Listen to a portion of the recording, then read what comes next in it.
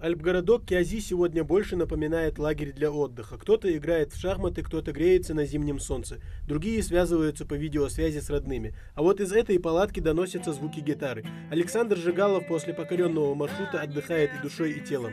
Музыкальную паузу альпинисты из Красноярска слушают, затаив дыхание. Летящий вдаль, беспечный ангел.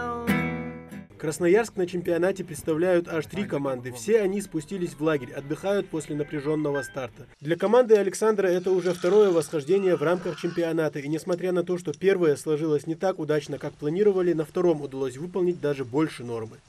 Это оказался маршрут, так скажем, он называется серой лошадкой.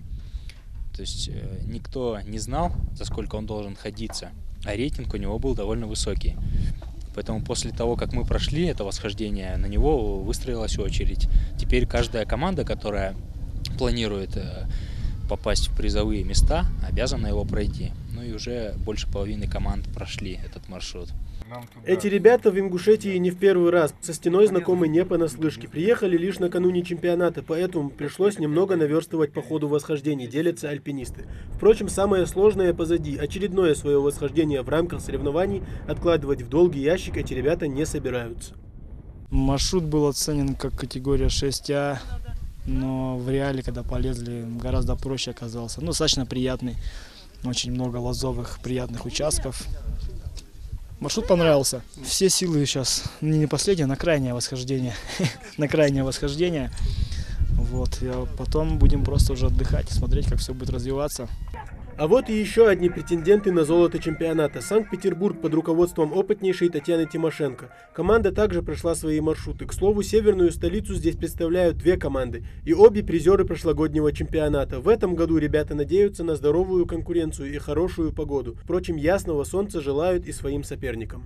Трудности были, да. Оба маршрута, которые мы сходили, казались со стороны чуть более простыми. Ну, первый это понятно, его никто не ходил.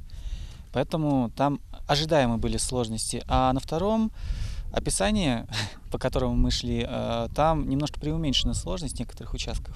Очень сильно повлияет, вот есть 12-й маршрут, там по нему есть некие споры. То, как решат судьи, от этого будет, я думаю, сильно зависеть исход вот, первых 3 мест, потому что этот маршрут дает очень много баллов. Сейчас в турнирной таблице расклад таков, что команды идут очень близко друг к другу. Последний маршрут выявит лучших в чемпионате России. До конца соревнований не так много времени, и участникам необходимо расходовать каждую минуту по максимуму рационально. Тамерлан Хамхоев, Рахман Цуров, Новости 24.